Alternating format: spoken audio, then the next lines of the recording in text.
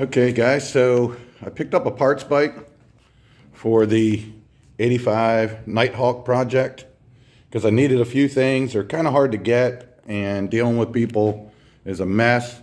Now, the previous owner of this one does have some parts that he got, headlight, mirrors, blinkers, or whatever, but he's having trouble finding them, and he's having trouble finding the time to find them and get back with me. So anyway, this popped up for a couple $100, and I'm going to try to get the best tank out of the two. My tank's really rusty, and I'm having a hard time getting it clean so I can seal it. This one looks like it's got the same issue, but maybe it's not as bad. I do see some blistering here, so that's probably going to be rusty holes, just like mine, and it's got some dents in it that I'm going to have to fix, but they're hard to find these tanks affordably, and I just might have to make the best out of the two. It's pouring down raining, but I did just power wash it because it was sunk down in the mud when I got it. I saw the headlight in the ad, and I thought I could use that because mine's all busted, but this is actually off of a different bike or something. So it was hard to see the pictures, and the guy was a Spanish fellow. We had, terrible communications, so I couldn't get him to go out and take pictures or whatever. I needed a tail light, so this one's in excellent shape. It's got all the blinkers. I know this don't look good, but this is actually a Saddleman seat cover, and you saw my seat was shot, so I might be able to use that temporarily. Or who knows what's going on. I never know if I'm going to go all out or not. My pipe, I'll show you here, is all smashed up. This one's good. Now, I think these are doubles. Maybe they're not. Hold on. Yeah, sorry. These are doubles. This inside pipe is not as good as mine, but the outside pipe is much better. So probably use that, because this one, I try to avoid it a lot of times in the videos, but look, it's all smashed up. But of course the pipes are, look how shiny these pipes are for sitting out for 10 years. It's a shame that's like that, because the pipes are just beautiful. But I don't know, I'll never get this one back to look like that, but I can get it pretty close. Once they start pitting, you can't get it like original. You can make it look good, but this one definitely looks a little better. So anyway, there's some parts that I can use off of it. Plus, he said he got it running and he was riding it, parked it in the yard. There's a bunch of kids out there playing. Somebody lost the key, and he never, he's not mechanical. He didn't really know how to start it. And after it sat for a while, he just said, screw it. So I'm hoping the story's true, and this motor and the carb and everything are good, because I'm either gonna, I'll keep it for a spare, I'll sell it, or I keep thinking about building some little off-road cart and using one of these motors, because it's shaft drive. I could have a drive shaft. I mean, it could be like a real badass little cart or something. So I don't know. I'm hoping that the motor's good. I am going to do a will it run on this, because I do want to know if the motor will run. All right, just about set up to try this first start. And let me go over one more time real quick what we got going on. So it's been sitting, I have no idea how long. Bad communication on that, but by the looks of it, it's been several years. So I've been soaking the engine down for, quite a while. WD-40, Marvel Mr. Oil, all that good stuff. And while I was doing that, I went ahead and yanked the carbs off, took them apart, and just went through them real quick. Put all the old parts back in, just made sure they were clean. Amazingly enough, I probably could have left them alone. They were not that bad. They were dirty, and they had some, little gunk in them, but all the jets were clear and all that. But now at least I know that these are good enough to run it, and I could actually control it. And if I start it and it's running poorly, I wouldn't know if it was the carbs or the engine. So at least we know the carbs are doing what they should. Everything's flowing like it should. And I just got a temporary battery hooked up here. Now, you remember I had no key, so I came over here and I was about to hot wire it, just splicing some wires together. And then I thought better of it, because as you can see, right up in here is where the cylinder your ignition bolts in. So I just unbolted that, and you can pull the whole thing out. This is what it looks like here. There's your ignition, and there's the cylinder. And so what I did is I just pulled the bottom out. You see that little stem sticking down? You know, once you put your key in and it unlocks, that turns. And then basically this piece here, I got it taped up. You can't really see too well, but that sticks up in there. And then here's where that stem goes, right there. And it just simply turns. So I went ahead and just turned it on, taped it in the on position, and then I just take my battery cable on and off. And as you'll see here in a second, all the lights are on. The starter button works. I got spark, so I cleaned the plugs and I put them back in. I've got a bottle hooked up here. Don't mind the mess. I've been going crazy. Got my bottle hooked up there, and got some fuel in it. So I'm sure it'll take a couple cranks to get going, but let's see what we got. Let me get you back in the tripod here. I want to make sure that this, I'll continue this video so there ain't no funny stuff. Okay, guys. All right, let me hook up this battery cable and we'll give her a shot.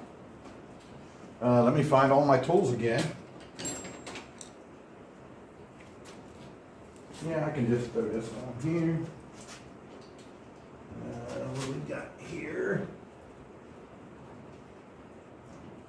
All right, all the lights are on up there. I can show you real quick. Whoopsie.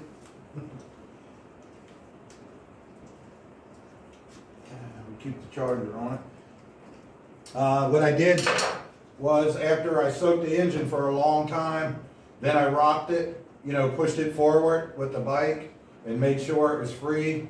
And then I hooked the battery up, and I just went right here and jumped the solenoid and turned it a bunch until all the oil and stuff come out. Now when I start it, if it runs, it'll smoke like crazy, because remember, I've got all that oil down there.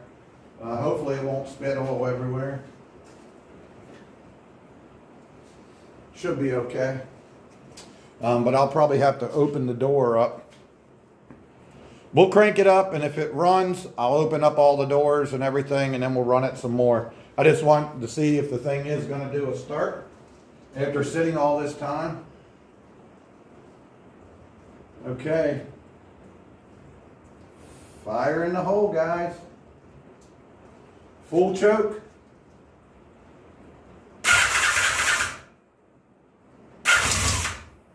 Whoa.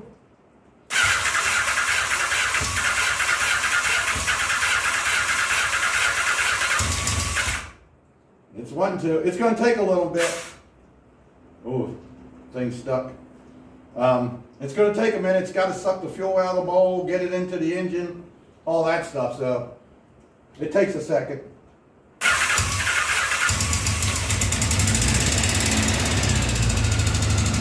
Just like I said, most of that is marble mystery oil. All right. I got the choke almost all the way on the roof of the door.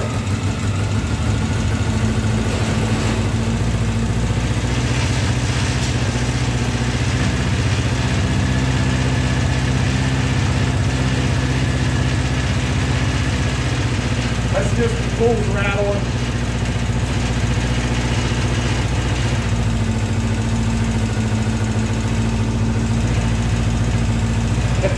Typical Honda.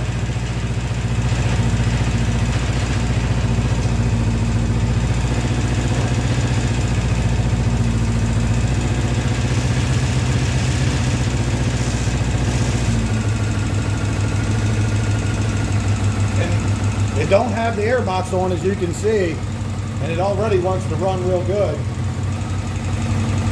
That's almost with the choke off right now.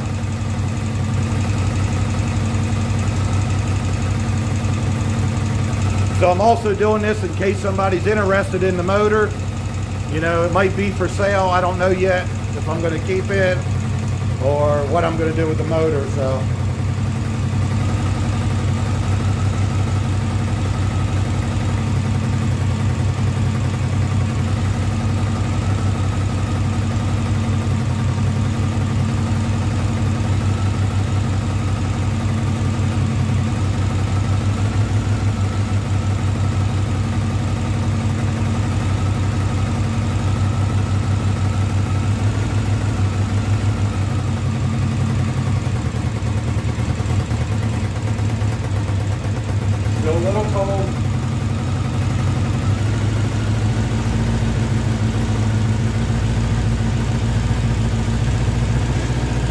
Let her warm up a little bit.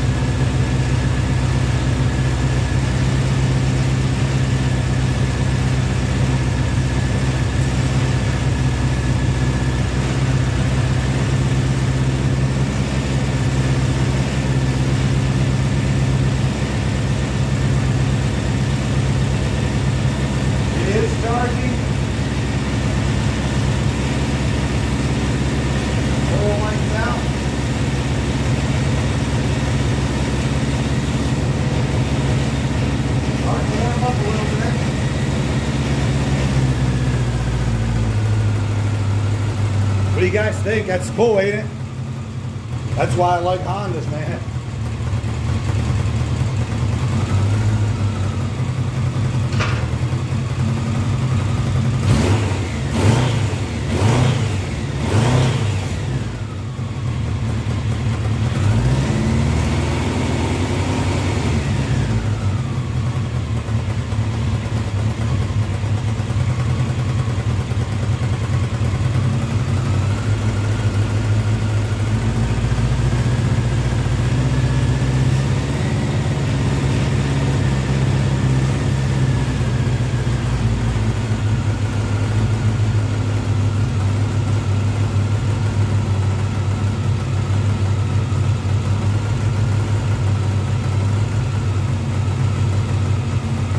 Now don't forget, I got the cylinders full of oil and stuff.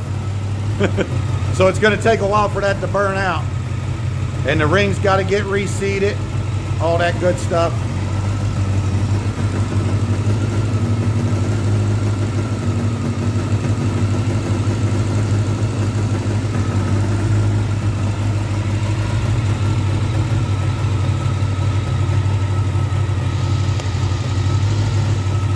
Choke's off, so it's idling. I got it turned up a little right now. Keep the oil circulating.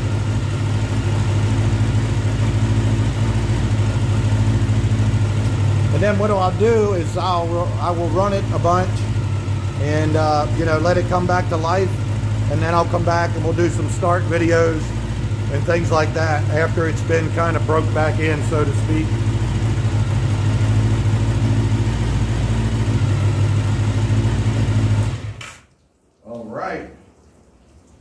But anyway, what do you think about that, guys? Huh? That's when I used to make so much money off of these bikes. I said it in the other video. But yeah, I used to buy and sell these Nighthawks all the time, because that's one thing. And it's not just Nighthawks, it's Hondas in general.